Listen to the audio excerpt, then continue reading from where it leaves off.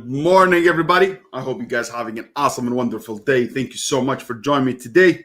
Today, it's another episode, which is today we're going to talk about retail online arbitrage. Is the continuation of the retail online arbitrage crash course. Last week, we did the part one, which is basically what's arbitrage, what's retail arbitrage, what's online arbitrage, what's FBM, what SF, what's FBM, and all this stuff. And now we actually going to talk about the part number two, which is going to be about validation of product and the plugins that you need and the supplies that you need and all the stuff that we need. So this is the part two, and next week is going to be part three, and then we'll be done. Part four, which is going to be only live Q&A. So it's going to be on four weeks period, which is really awesome. But I'm very excited for today. Actually, we were supposed to do it yesterday, but we were able to do it because I was just tired, and also we had the internet went down. So I was like, you know what? It is what it is. Let's get to it, and let's do it today. I just want to compete with the NFL rating, especially when it's Sunday football. But hey, we're nowhere to be found or nowhere to be able to compete with anybody. But hey, we are here. We're trying to make it. We're trying to make you money. Trying to teach you how to do retail and arbitrage. I hope you guys had an amazing Black Friday. Black Friday for me was crazy good. So I'm going to show you that as well. And also, I really been hitting retail and arbitrage very hard the past 4, 5, 6 months, and we really did very good results. So I want to share that with you. So we have this is the results. So we are at 78.61. Yesterday actually was at 79,008 something, but it dropped down a bit, which is really crazy. So let me just refresh that so nobody can tell me monkey business, because I know you guys love monkey business. You know, I don't want to here. See, this is it. So 78 actually, you know what? Let me show you here what we did with Black Friday. I don't know, where's my hand? Yeah. Let me see. Take this one off. Where is it? See here. This is the one. This is the one. It was very big spike. Really a lot of units. I sold around 110 units, which was really awesome. Over 5,000 something dollars, which is great, and was amazing time. So you know what? Let's get to it. I know you guys are not here today because I didn't make any post to say, hey, we are here today. So you know what? I'm just gonna get into the material right away, and let's get to it. So if you guys like what you see, please like and hit the thumbs up, and do hit the notification bell, because I really bring you a lot of knowledge, a lot of information. And if you like it, it's just going to give us a little bit, give us a boost in the ranking, and that's going to help us to, be recognized a bit. I know a lot of channels that specialize in Amazon FBA. They're just moving into stock market. They're doing houses. They're doing flipping stuff, other stuff that nothing to relate with Amazon. I'm trying to keep it the same way, just to make sure I really help you. But help me help you. So let's go ahead and do it. I'm sharing the knowledge from a guy who really, I'm doing it, both of them, private label and retail arbitrage. I share numbers with you because I want you to feel comfortable that you have the knowledge and the skills from someone who really have done it before and is doing it and will be doing it in the future, because I really found the way how you be able to make all this money, which is really great. So let's go ahead and get to it. And let's share my slides and let's go fly. And we have Denny says, good morning, Giants. Good morning, Saad. Thank you so much for being here. Denny, you're the man. I appreciate you. So let's see what happened here. Okay. Stop sharing. What's going on? All right. So this is it. I don't know what it was. It was a glitch or something. So let's go ahead and talk. Last week, we talked about retail arbitrage and everything that comes, what's retail arbitrage and the beginning of the introduction. Today, we're going to talk about sourcing, which is module 2. We're going to talk about sourcing and product validation, which is really important for you to understand that. If you understand that, I think you'll be able to have a successful career in Amazon and in Amazon FBA, retail, online arbitrage, even private label. Validation and sourcing is really important. But let's talk. We're talking about retail online arbitrage, which is something that you can do right away. Especially we still have time. I think you still can do some FBM fulfilled orders, which is really awesome. But let's get to it and see what happens. Look. In Mod 2, you will learn about sourcing and validating products with the numerous tools that are available to automate some of the steps. We will talk about categories to sell in and how to get restricted to sell in gated categories. You cannot run a profitable business without understanding how to price your products. So you will learn some helpful tips about pricing for profit. Mod 2 wraps up with some advice about supplies you will need and tips to make shipping easier. So this is really, really important because you need to know how much you can buy the product. And we touched on that last week about the 33% rule of thumb, which is, if you haven't watched the video, go ahead and watch it. It's really, really important for you to understand how much you buy the product and how much you're expecting to make as a gross profit or net profit at the end of the game. So this is really important, but you need to know how to validate the product to see if it's really going to sell or not. And there's a lot of things I'm going to share with you today is going to help you. So let's talk about tools and plugins, and websites. That's what this thing is about. And let's talk about how and where to find products. This is very simple, guys. When you do sourcing, you have to source products from anywhere that are close to you, anything that's available to you, any stores that are around you. You're always going to find deals. You're always going to be able to find something for a lower price. You sell at a higher price on Amazon because people there are very comfortable with Amazon. They like the shipping. They trust Amazon. They know if anything happens with their order, they know they're going to get a refund regardless, and you're going to eat it. But it's a really comfortable place for people to buy. And the amount of sales that you get from there, who cares if you get 1-2% returns? It's okay because you're selling a lot of volume. So it's really compensated and it's really very well. So the place you do, which is the place that we all know, Walmart. If you do retail arbitrage, you can go to the store itself, or you can go to walmart.com, which is online. If you want to do overweight or online arbitrage, you have the same thing goes to Home Depot, Bed Bath & Beyond, Toys R Us. I know you guys don't have Toys R Us, but us, we have Toys R Us in Canada. I know you guys have maybe one Toys R Us in New York or something like that. They're trying to revive it again, so you have one.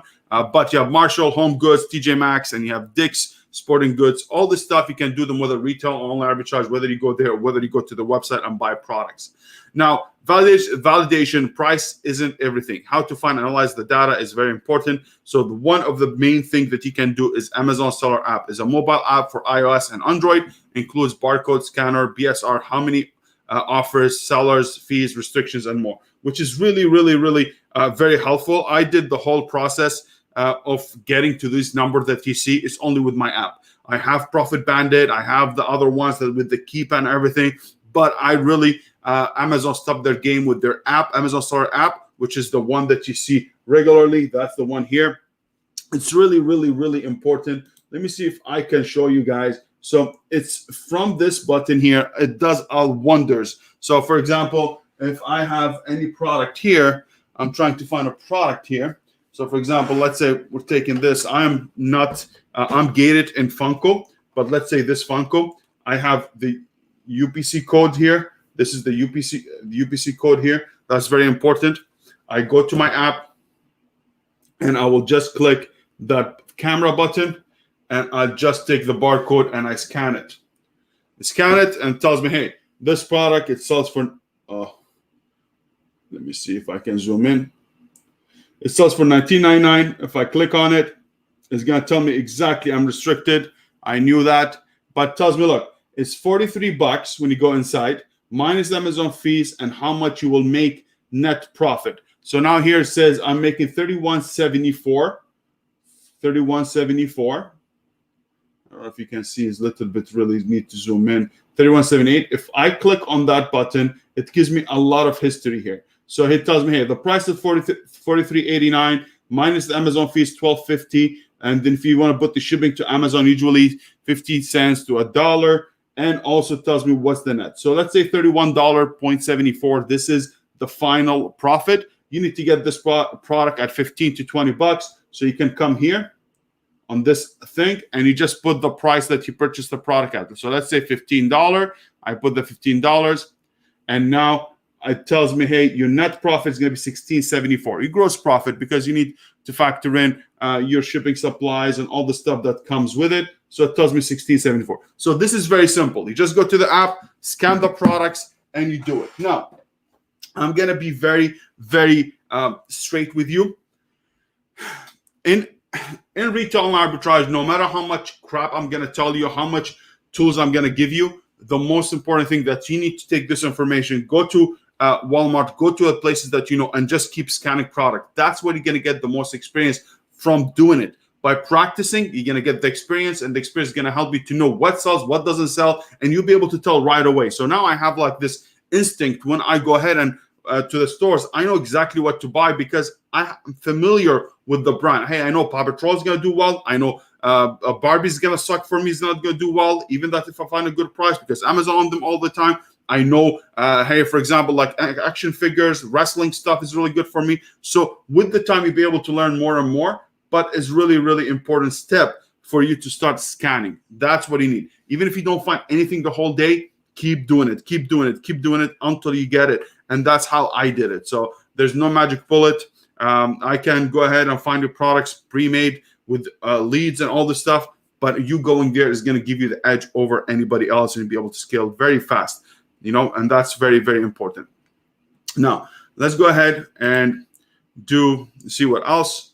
Now, for other plugins that you need to use to know the history of the product, how much it was selling before, how much the product was selling right now, was the trend last year, was the trend this year, and all the stuff you can use. A few websites are very, very popular. You have Keepa. Keepa used to be free. Now you need to pay for it. It's 15 euro, I believe, a month. Camel is actually a cheap, is a free website. You just go to Camel, you put the ACE in, and you'll be able to track the history of the product, how much was selling at, how much the average sale for the last 30 days, 60 days, 90 days, and you'll be able to gauge it and see which one is good or not.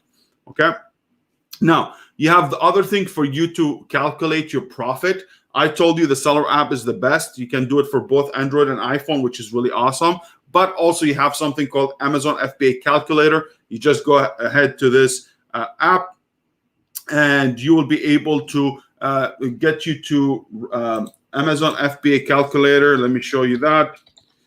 FBA Calculator.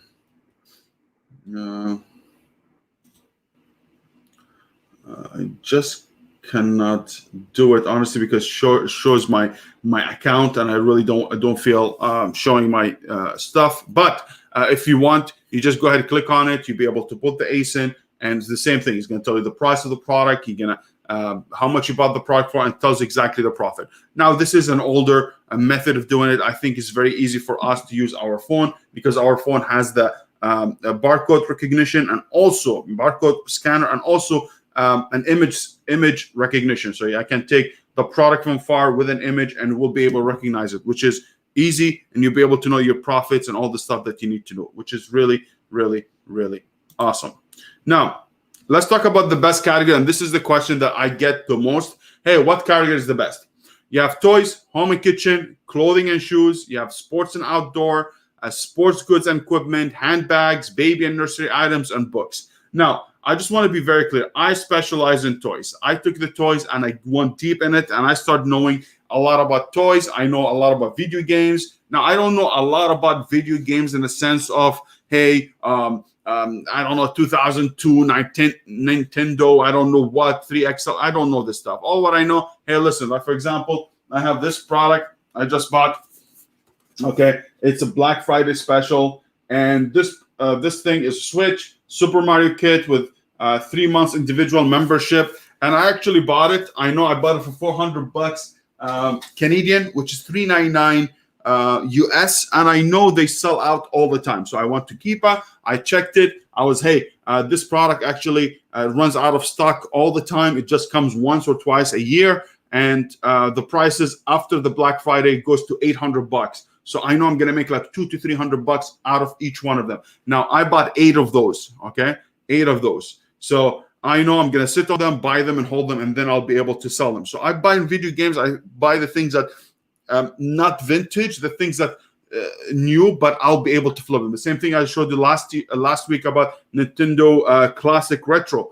That's the same thing. So in one category, and I was able to make this kind of money because I specialize in it. I know what it is. I know what it sells. I know when Amazon sells out. I know what's good and what's bad. So I recommend to you, find one category that you're really good, that you really like, and get into it deep. And I'm telling you, you don't need to go in every category there.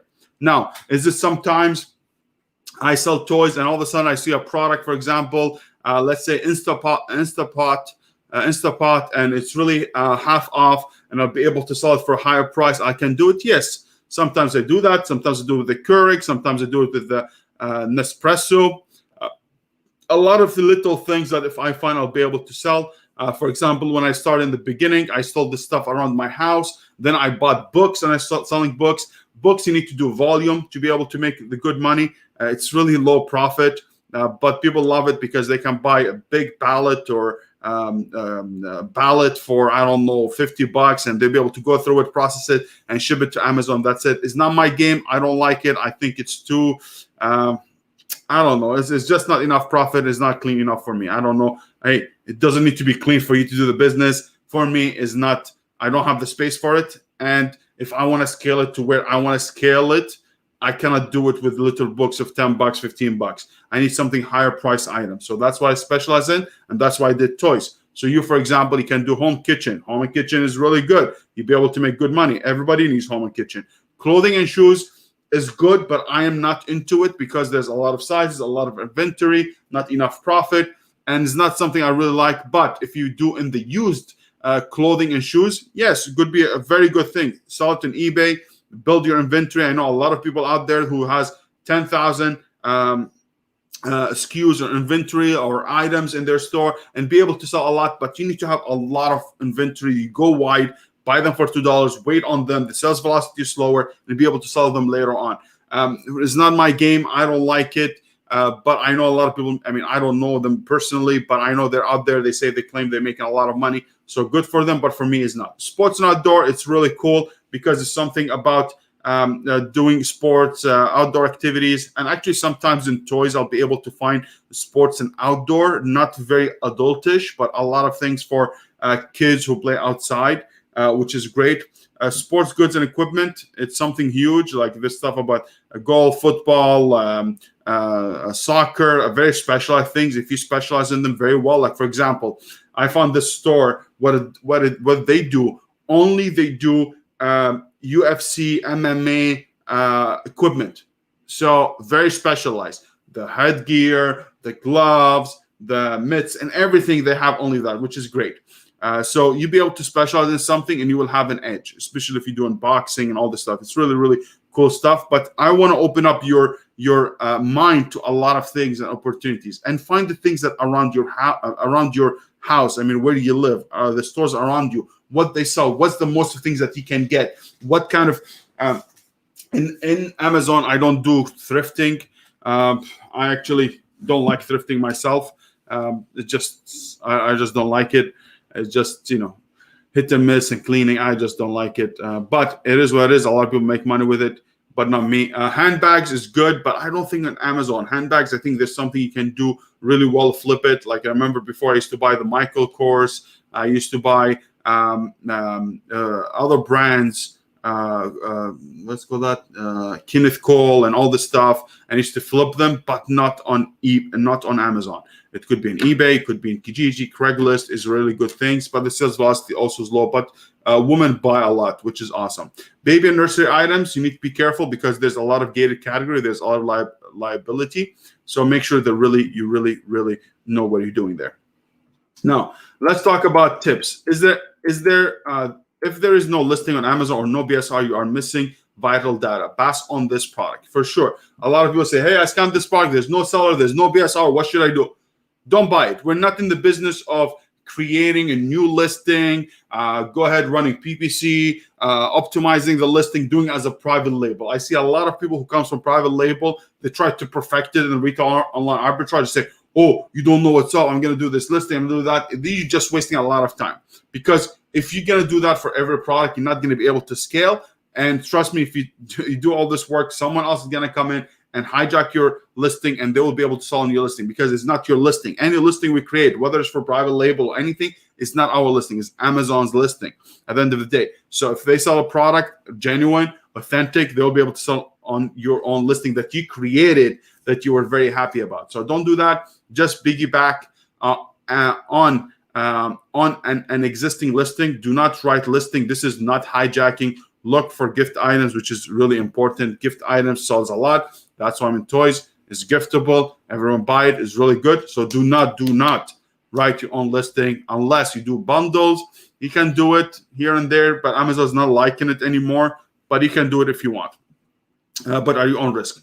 Don't create bundles because it will be a new listing with no BSR history and you will have to rank it. Now, for most of the product, bundling them is not a good idea unless the product is really well known and it does very well. So for example, I have toothpaste, I have Colgate. I know Colgate sells very well.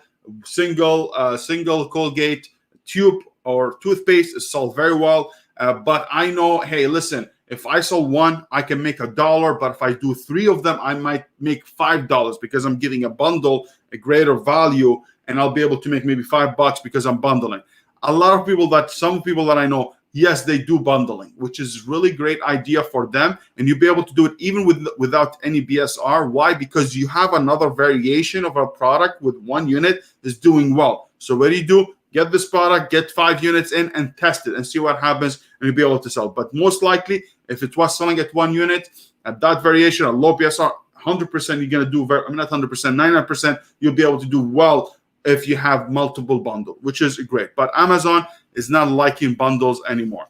It's against term of service, and they might ding you. But is there a lot of people doing it? Yes. Are they enforcing it? Not so. Okay. Now, analyzing products and the best way to price your product is very, very important. I think this is the rule that everyone wants me to share. I'm sharing with you right now. Now, if you're selling in the USA and US, because they have more population, they have more people are buying.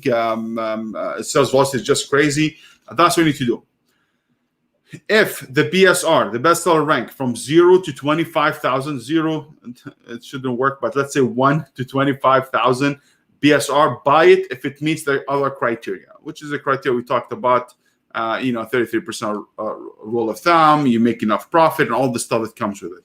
Now, if you have a BSR from 25,001 to 50,000, almost no brainer if it meets the other criteria. So if you have anything from 25,000 to 50,000, if you have 0 to 25, buy it. You know it's gonna sell. If you know that Amazon's not on it, you know you can compete, you got it for a good price, it's a no-brainer. Buy it. If you have something from 25 to 50,000, also this is very, very good.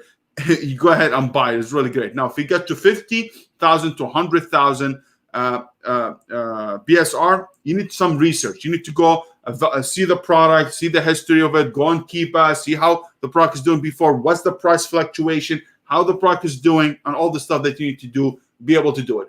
But usually, if it's in the top 1 to 2% of the category, you should be fine. Now, if you have 100,000 to 250,000, for me, I will have to give it more thoughts.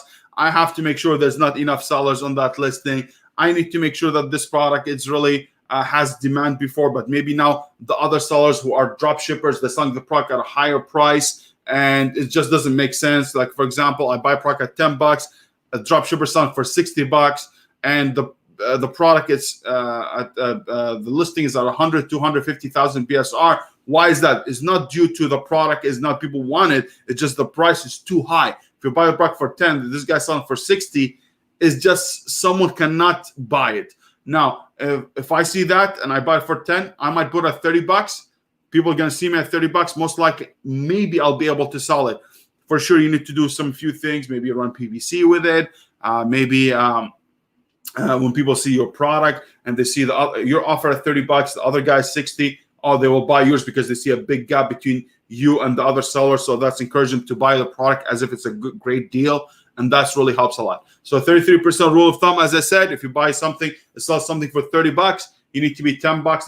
The $10 is going to be the cost of the product, how much you buy the product for. $10 is going to be Amazon FBA fees and commission and pick and pack fees and everything. And $10 is going to be your gross profit, which is really awesome. Now, the other thing you need to make sure that your product is close to the buy box price. It needs to be around 1 to 2% of the buy box price. So if you have someone at, let's say, $50, you cannot be at $70, $80 because you won't be able to compete for the buy box. But if this guy's 50, you're at 51, 52, and all of you are at the same price, you'll be able to rotate the buy box. So it's really important that you have these are met. This criteria are met, which is really important.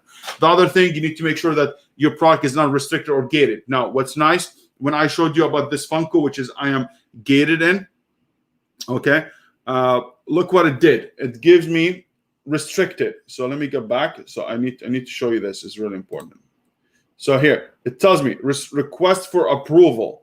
So if you go ahead and scan it and it tells you cannot sell the product, you cannot sell the product unless you go ahead and get authorized letter from authorized distributor and all this stuff. I can get it, to be honest with you, but I'm already doing well as is. Is it good to get ungated for it? Yes, but I'm ungating a lot of things. You know, I'm getting PS5, I'm getting in Xboxes and Switches, I'm getting in video games, a lot of things I'm doing, a lot of toy brand also. So missing one on one Funko is not the end of the day for me. I'm getting Nike, Puma, and all the stuff, you name it, I am ungating it. So it's really, really cool for me, but I really don't need to go ahead and chase it. No. Would I be able to do it? Yes, I can. But I'm good as is. I will get it later on once everything's settled down. Guys, you need to remember, I'm running a business here. So if I don't come and do some videos with you, because I don't make money through YouTube. All my money, I make it through my own business, through my private label, through my retail online arbitrage. So that takes my first priority. This is my priority, and not YouTube. YouTube, I just come. I want to help you guys. I want to have a community. I want to talk to you. I want to be able to help you. But if I cannot make it that week or whatever, because I have other priorities that are more important to me and to my family, which is my business. So that's why if I don't show up or someone I don't make money with that. And actually, I'm going to share how much I make with YouTube, which is a video that my wife asked me to do. So I'm going to share that with you. So I really appreciate your help. I really appreciate you being here. But just please remember, I'm not here just to show you. Even if I have a course, I don't push it. I have services, I don't push them. If you want to buy them, it's great. You help the channel, you help the team, awesome. But most of the things I do, it's my own business. That support me, support my lifestyle, support base for the bills and everything. So that takes priority for me. Now, let's get back and let's talk about things. So if you have, is it restricted or gated? That's something you need to do. As I showed you, the number of sellers in FBA and FBM. Now, if you have an number of sellers, I can have 100 sellers, but if all of them are not competing on the buy box, they mean nothing to me. So I need to make sure that who's competing with me in the buy box, these are the people I'm going to count. Anything below that, it means nothing to me. These people, the first, let's say, I don't know, the first 5-10 people on the buy box, these are people I want, because I want to know how many and when I'm going to get the buy box rotation and how long it's going to take for me to sell that product. So the sales velocity is important, all this stuff. Other thing, you have FBA and FBM. So FBA, if you send the product to Amazon, that's called fulfilled by Amazon. That means Amazon takes care of returns. Amazon takes care of shipping the product, customer service, and all this stuff. Or FBM, which is a seller who has the product, like how I did now with my Switch. I have it here. I listed on Amazon. I know it's not going to sell right now because there's a lot of units out there because people bought them and the price war and all this stuff. So I'm going to let them beat it up. I have it. If it sells, I'm going to ship it myself. I'm going to do customer service. I'm going to take care of returns. I'm going to do everything that I need to do. So having number of sellers, it's important. And having FBM and FBA it's also makes a difference because FBA always is going to get the buy box more than FBM. Now, during Rona and the pandemic, I mean, I know we're still in it, but it was in the beginning of March and April, is actually the opposite. FBM was taking the good buy box and FBA wasn't getting the buy box. Why? Because Amazon wasn't able to ship this product. So they give the FBM the edge over the FBA. But now it's, again, FBA who's taking the edge, which is really important. Now, let's talk about how to get in Amazon categories by brand. Some categories are only available to professional sellers. So there's a lot of categories that Amazon only trusts people who have a good sales history, who has been in the business for a long time, who have proved themselves. They have a good performance metrics and all this stuff. They give them easier for them to get ungated into categories that you might, as a newbie, cannot get. That's the part of the game. If you were Amazon, would you trust? Let's say you have an employee who's a brand new. Would you trust them right away with everything? Or you trust someone, or you're going to give authority to someone who has been with you for 3, 4, 5 years, knows you very well, you trust them, you micromanage them in the beginning, but then you find out that they're very good by their own. Yes, I'm going to trust that person more than the newbie. There's nothing against the newbie. The newbie needs to prove themselves. The same thing that I proved myself in the beginning. I wasn't approved in everything. I wasn't ungated in everything possible. No, I took my time. Sell what I can. So I was able to do it. Now, is there a way for you to get ungated? Yes, absolutely. In toys, groceries, topical. Sorry, I mess up the tropical and topical all the time. So these are the things that you need to understand. Yes, there is gated categories, but you'll be able to get ungated, and more you do it, more you're going to get it. If you don't want to pay for ungating service, it is what it is. Now, sell frequently, and you will be approved based on your selling history and account metrics. 100%, as I explained. And also, there's a click request approval, and some categories will automatically be approved. 100%. Now, Amazon does that very. I'm going to share that with you how you do that. So, for example, I have this product. Okay. Now, if you see, oh my God, if you see, you know what? I'm gonna just share my face first. So, if you see here, selling eligibility, if I click on it, it tells me what I can sell. I have request approval. I can do request approval. It's going to tell me, oh, sorry, that's not automatic. It's going to tell me, hey, go ahead and provide. You are requesting approval to sell Funko brand. Submit documents. At least one purchase invoice for product from manufacturer or distributor. One letter from Funko authorizing you to sell this product. So they tell me what I need to do here and there, and one invoice. For most of the newbies, maybe they ask them for 3 invoices. For me, because of history, they asked me for 1. Now, you need to send your letter. You need to get a letter from your invoice from your distributor, blah, blah, blah, and get it ungated, which is you can do very easily. I can do it, but as I said before, I am not doing it. But the other times, if I request approval and hit it, right away it tells me, congratulations, you have been approved, and you'll be good to go with it. Now, it's been the past year or something, it actually does it automatically without you requesting. So you might be ungated. As soon as you click on the listing, it will approve you right away. So that happens now, which is really good thing. But every time you get the chance to get more approved into a request approval for multiple brands, do it all the time. Every time you see a brand, request approval. Maybe some of them will get you automatically approved, and some of them you need authorized letter, which is it's okay. Slow, you'll be able to build it. Now, let's talk about how to get ungated in Amazon categories by brand. So there's 2 categories. There's 2 kind of gating. There's gated on a specific category, the whole category. Let's, for example, nursery or baby bottles. That's one own subcategory that you're gated. And there's ungating or gated into a brand specific. So, for example, toys category, it's ungated. You can sell in it. You don't need approval to get ungated into toys.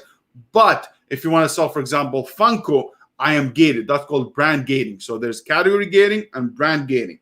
Category is a category based. Brand is a brand within the category that you need to get approval. That's another thing you need to do. So some brands may not approve you without an invoice showing Amazon that you purchased from distributor. It doesn't have to be for the same product. Now, the best place for toys and games is Earth Entertainment. It's a really good website. You can go ahead, buy 10 units from them. They'll be able to ship it to you, and you'll be able to provide that invoice to Amazon to get ungated into a specific thing. So, for example, if I want to get ungated in Funko, I can go to Entertainment Earth. I buy 10 units from them, get the invoice, submit it to Amazon, and I'll be able to get ungated into that specific brand.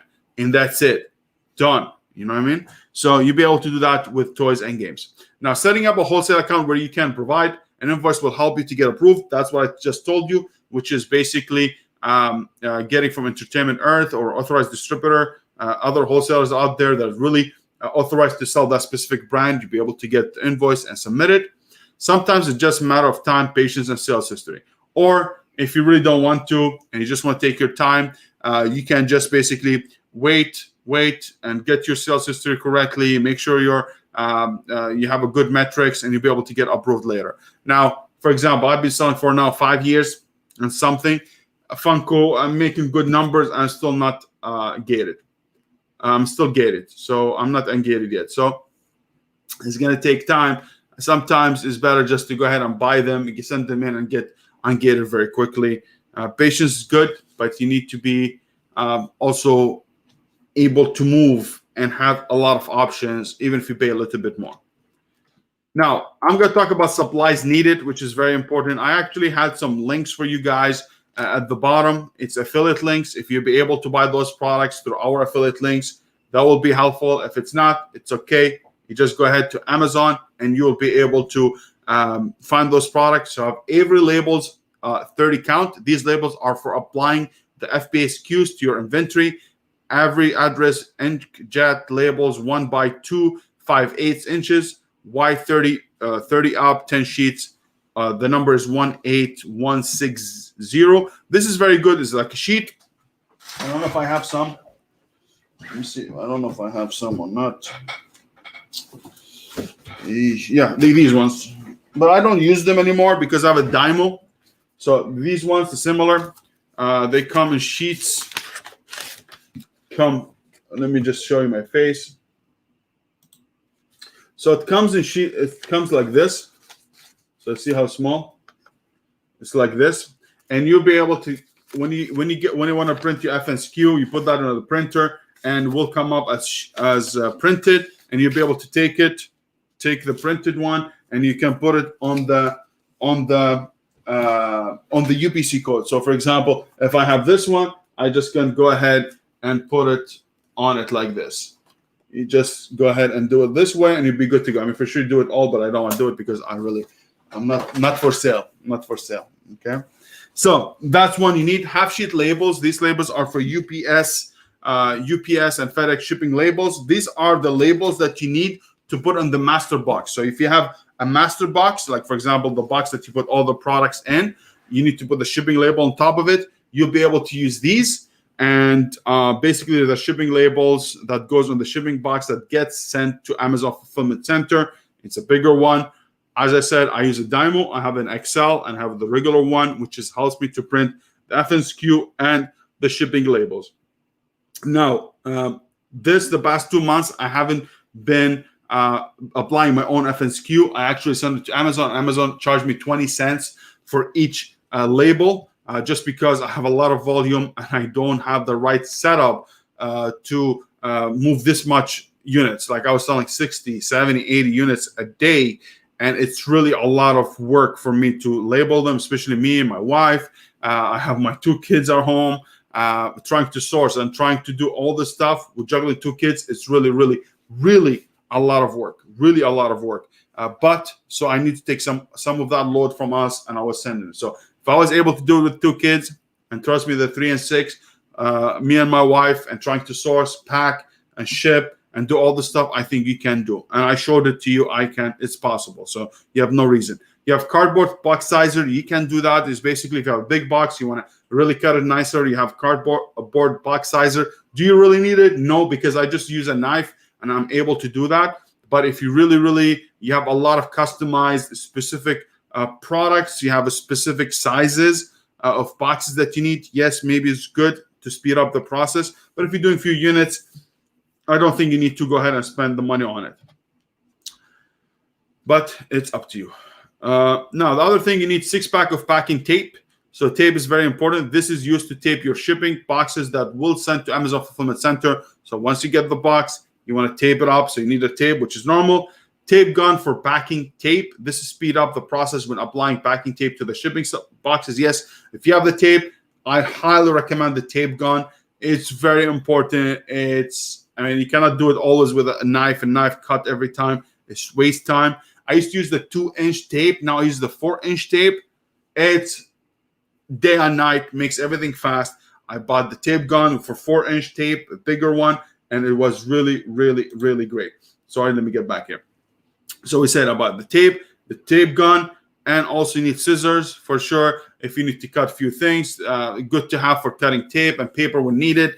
Now tape, as I said, we have the tape gun, but if you want to cut a few things or whatever, it's really, really helpful. So go ahead and get your scissor. I think everyone has a scissor. A box knife is really important, especially if you get a lot of products in. You get them from, if you do online arbitrage, if you get a lot of products from suppliers or you buy from Walmart, you need to cut the boxes and open them up. really important, or you want to cut boxes to reduce space and you want to throw them in a disposal or in recycling, is really important. So box knife is important, especially if you want to also resize the box itself. It's really important. Now let's see. Now you have a weight scale for weighing boxes that get shipped to the Amazon fulfillment center. So that's a big box. You need to weigh it because you need to create the shipping plan. You need to know the weight, the size of the box. So having a weight scale is really important. I'm going to be very honest with you. I just bought the digital weight scale, which is basically like industrial. You put it there and has the screen and you weigh it, and the screen tells you everything. But before I was just using a regular scale that you scale yourself with, that you scale your body. I found out, hey, instead of gauging my own weight, I just get it and use it for boxes. It's easier for everybody. So I was using that for the most of the time, and it was accurate. I never had an issue. I know a lot of people say, oh my God, that's not accurate, blah, blah, blah. Hey, listen, do you? I'm just telling you, at that time, that's what I did until the last month. And I had never had a problem. Never had a problem. So I'm good. It was a digital scale, was cool. I'm okay with it. But now I moved it because with a lot of volume I'm doing, I cannot do it all the time. Put it down, see the weight, and put it. Now with the screen, it really helps me. But that's why I did it. I did it at the minimum amount of supplies or a budget, and I still did it, and I still made it. So a scale with detachable or remote screen is recommended so you can see the screen. Yes, that's the one I got, the scale with detachable or remote screen, which is, the scale itself has a wire and has the screen. You'll be able to put the weight and see it right away and write it, because always bending is too much, especially if you have a big gut like me, big body. So you need to really be sure about that. Brother printer, which is really cool. This printer is highly recommended as its print quality is great, and toner with an ink lasts longer. So we have a toner ink, which is really good. It lasts longer than the regular cartridges. It's relatively cheap, which is awesome. I recommend it for you guys if you don't want to spend the money on Dymo. Like I paid for the Dymo $200 for the XL, the one with the shipping labels. And the other one also, I think, is $200. I bought it from a long time. The other Dymo, the small one for FNCQ, a long time ago. But hey, it is what it is. You need to buy the toner, which is important. And this is it, the end of Module 2, which is next week.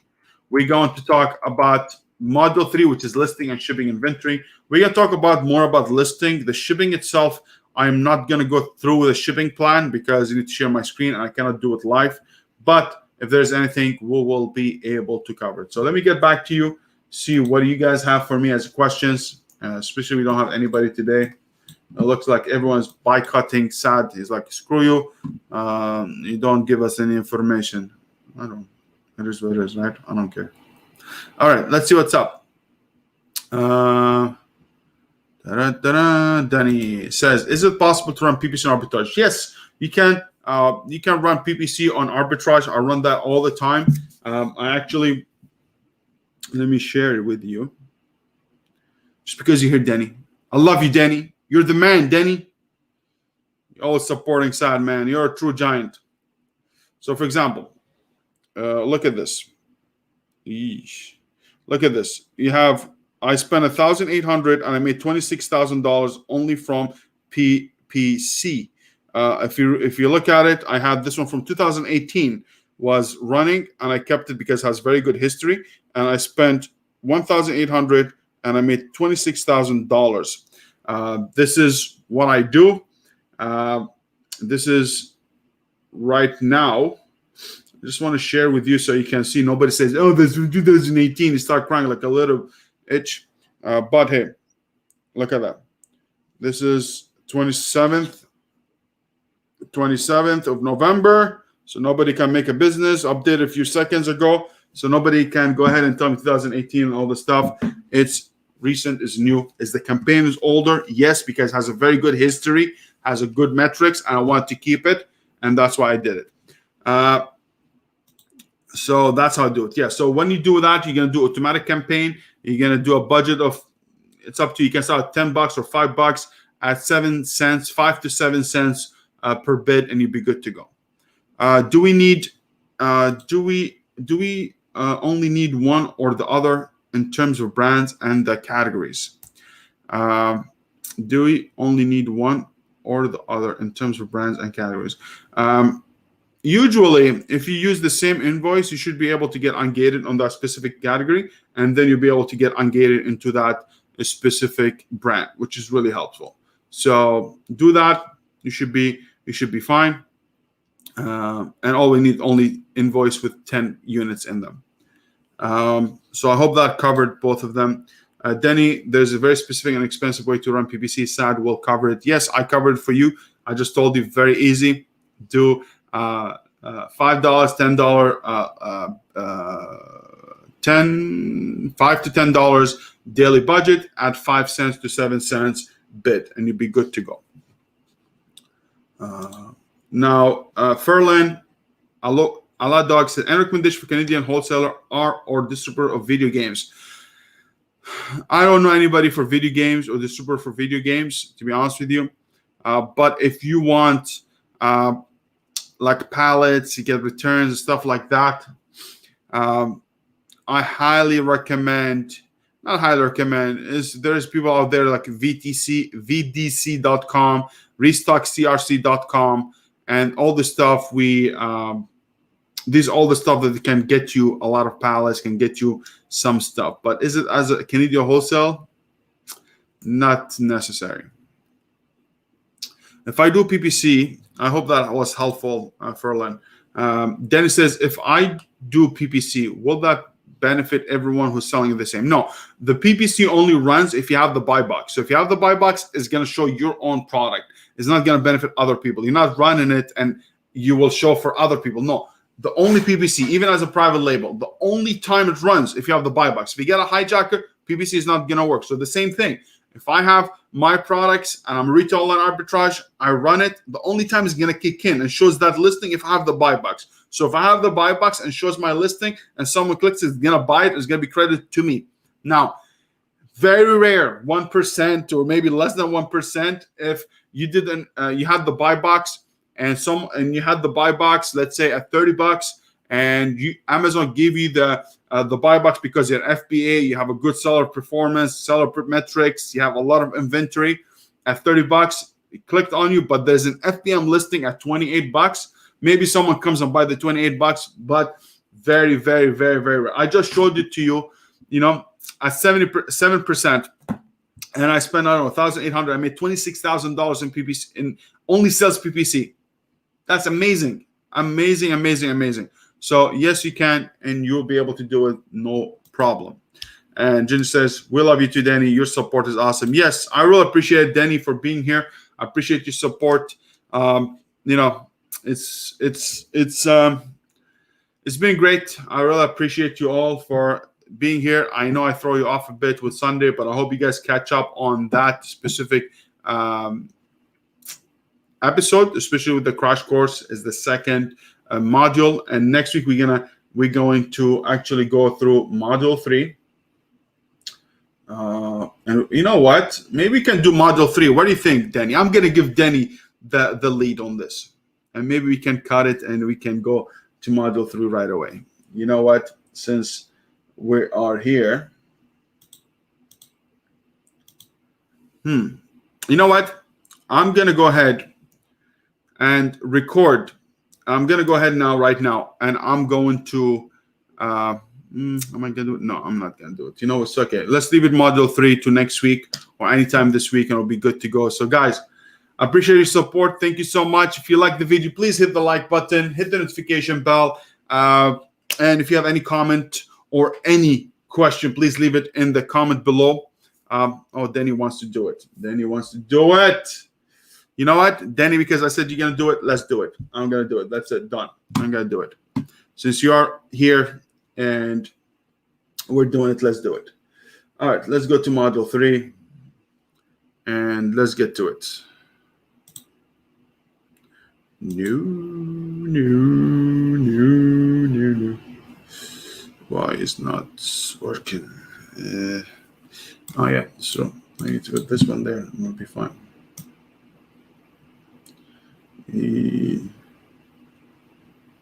All right, let's do it. Let's do it. Since we're here, let's do it. because I don't know how many people are going to show up anyway. So might as well just do it and get rid of it. All right, module 3, guys. We're going to talk about listing and shipping inventory. In let me just put it in present, baby. All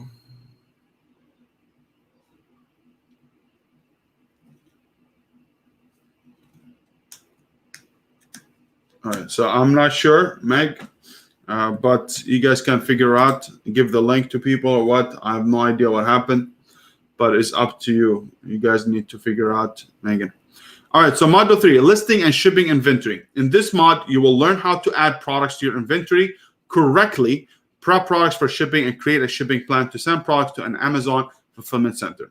Now, there's 2 methods. There's desktop method and how to craft a perfect SKU, which is really, really important. Perfect SKU, which is you guys going to get a lot of benefit from it today.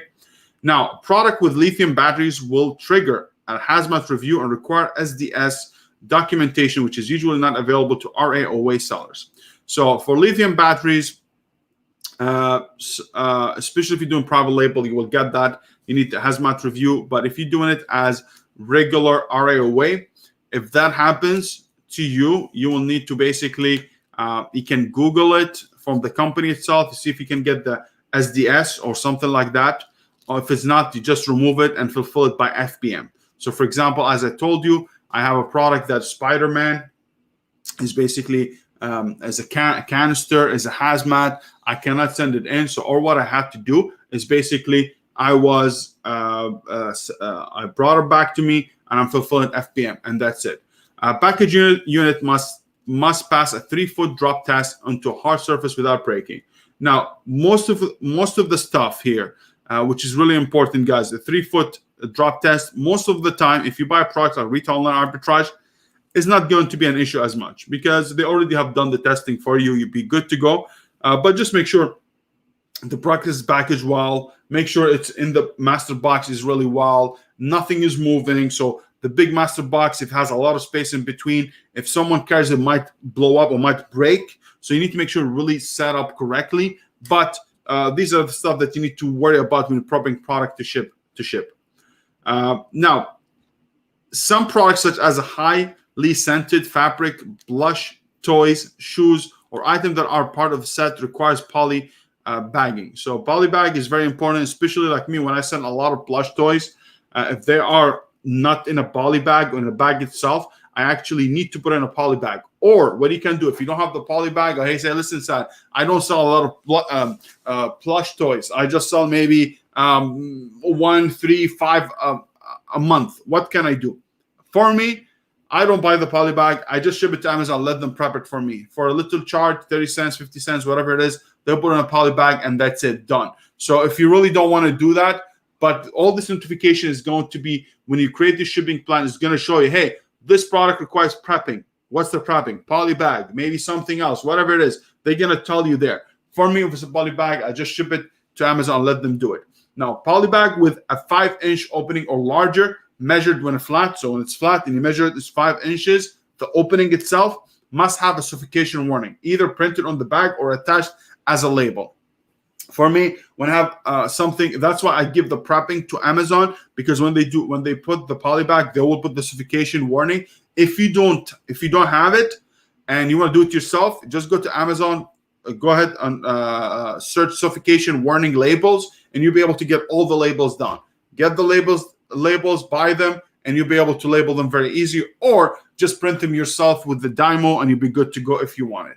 But this business is about speed when you scale up. So you need to make sure if you can buy things to make your life easier by buying a suffocation warning, maybe buying bubble wrap dispenser, buying a better tape, and all this stuff really helps a lot. So make sure you do that. Now, warning. To avoid danger of suffocation, keep this plastic bag away from babies and children. Do not use this bag in a crib, beds, cartridges, or poly playpens. This bag is not toy. So this is the warning that you want. If you want to use it, you can use that as a poly pack suffocation warning, which is really great.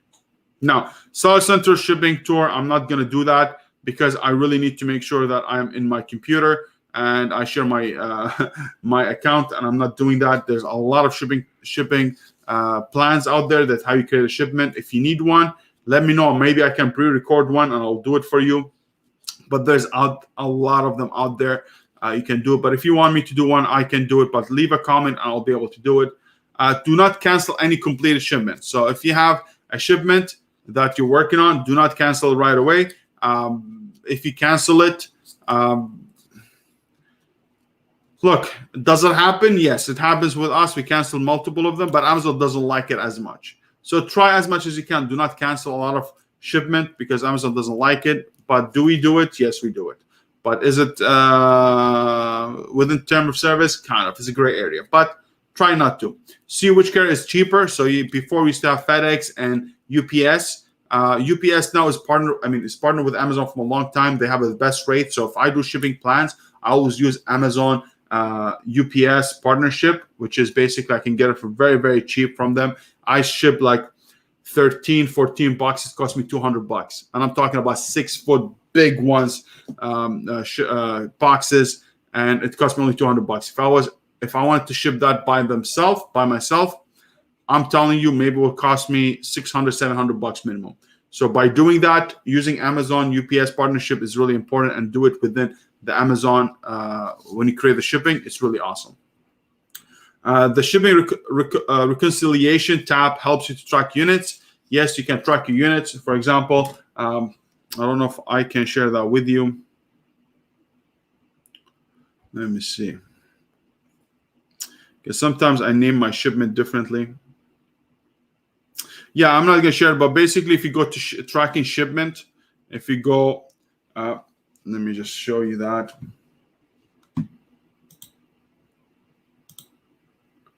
Ding, ding, ding. If you go to this mass shipment, FBA shipment, you hit it, you will see the products being shipped, being processed, delivered, or whatever you need to do, and you'll be good to go. Now, if you have you shipped a box and the box didn't arrive to Amazon and it's taken time, I highly recommend that actually you cannot open a case until 30 days after. So after 30 days, you'll be able to reconcile and you'll be able to ask for your money back if they do not find the products. Now, let's see. Tips: source boxes from liquor store and saloons.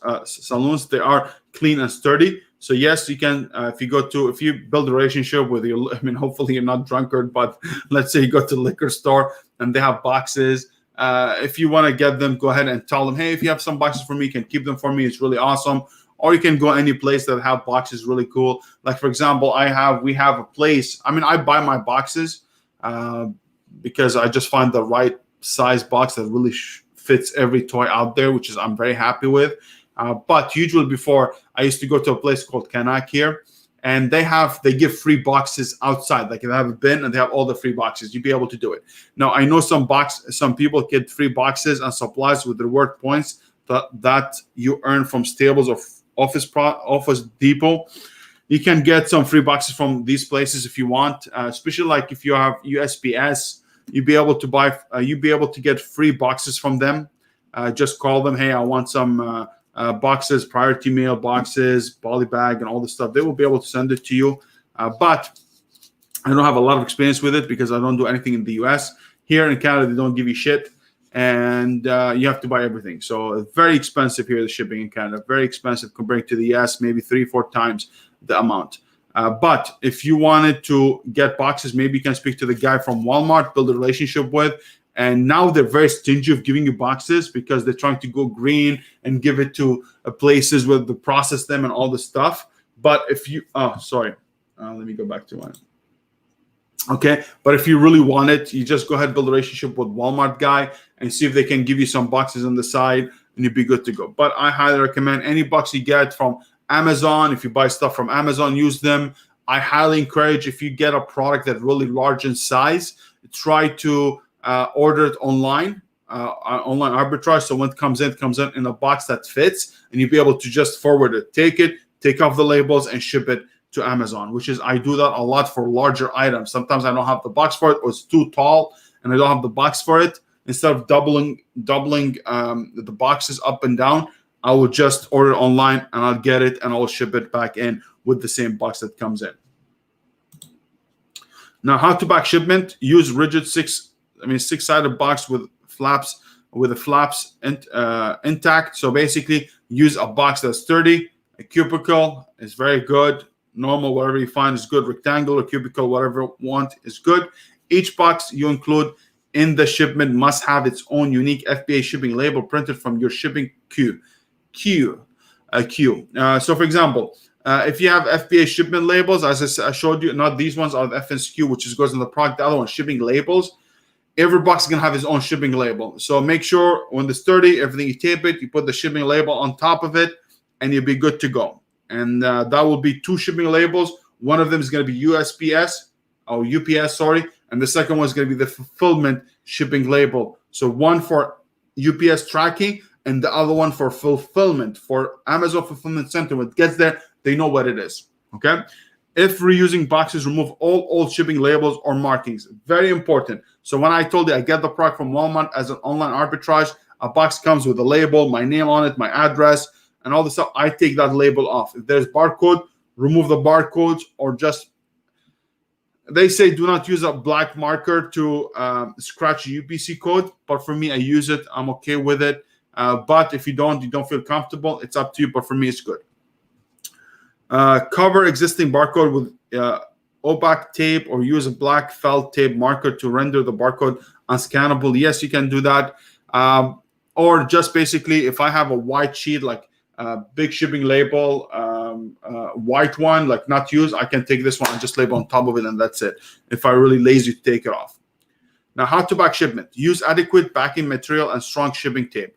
Shipping tape, I'm telling you, and material is very important. You don't want a box that's very fragile, that if someone lifted, don't forget, it's going to multiple places. You do the shipping, you box it, then the UPS guy is going to pick it up, put it in his truck, they get taken from his truck, put it in the UPS facility, then a guy from UPS facility is going to move it around, then it's going to be picked up from that UPS to another UPS truck. From this UPS truck, is going to be handled, it's going to be shipped into fulfillment centers. So there's multiple touch points that you don't want to mess with. So it's very, very, very important for you to use really good material, and also make sure there's no spaces in the box itself. Don't make it half empty.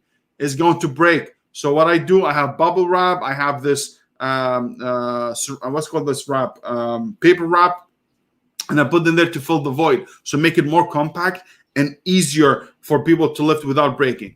Use boxes with dimension measuring at least 6-inch 4 by 1 inches and weighing at least 1 pound, but no more than 25 inches on any side, and under 50 pound would be much. 50 pound, because that's the max weight, to reduce delays in receiving. Yes. So larger sizes boxes usually takes a little bit longer to process, because it needs Amazon, you make sure employees are safe. You want to make sure it's really 2 people are doing it instead of 1 person, blah blah blah. But most of the stuff that you're going to ship, or most of you, 90% of you are going to ship products, are regular products, regular boxes. But if you get into furniture, bigger items, it could be different. That's why Amazon always, when you have a bigger items, it be shipped to a specific fulfillment center that's specialized with the larger items. And if you have a regular items, goes to a specific fulfillment center as well. So for example, for us, if you have a fulfillment center, have regular products, normal sizes, goes to Ontario, okay, in Toronto. If I have a product that's really large, it goes to Alberta. So by now I know what's up, but this is it. Now, avoid point of sale containers. Coffee maker shipped and sold in its original container. Now, this is only for confusion. So if I have a box, let's say I'm selling a Keurig, and I use the same one and I put the label on top of it without having it in a box, that's going to cause a trouble, because the fulfillment employee is going to look at it and think that there's stuff inside of it. But actually, this is the box. So do not just ship it as is. I'd rather you put it in saran wrap and put the label on top of the saran wrap so they just know what's inside of it. Or the other thing here, if you buy a product, let's say you have a coffee maker, you bought a microwave and you have the box and you want to reuse it, sometimes it might get confused. the fulfillment center guy and says, "Oh my God, this is a microwave," so they don't open it, even if you have another product inside of it. Use it as a master carton, and all of a sudden you see that someone inside is like, "What the hell?" He didn't know. He thought this is a microwave for sale, but actually there's stuff in it. That might cause confusion. So I'd rather not use stuff like that. But if you want, it's up to you for sure. Now, boxes that are too large for the content may collapse if something is stacked on top during shipping.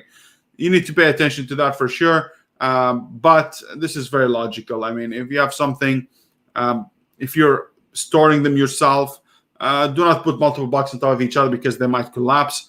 And if you have here, make sure you just leave it by itself and all this stuff.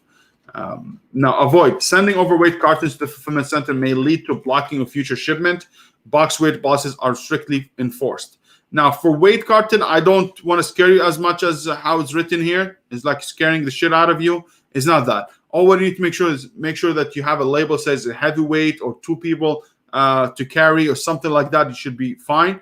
But you can try to be within the 50 pound is the best practice. But if you sell a product, let's say a furniture, and it's already over 50 pounds, it doesn't mean you cannot ship it.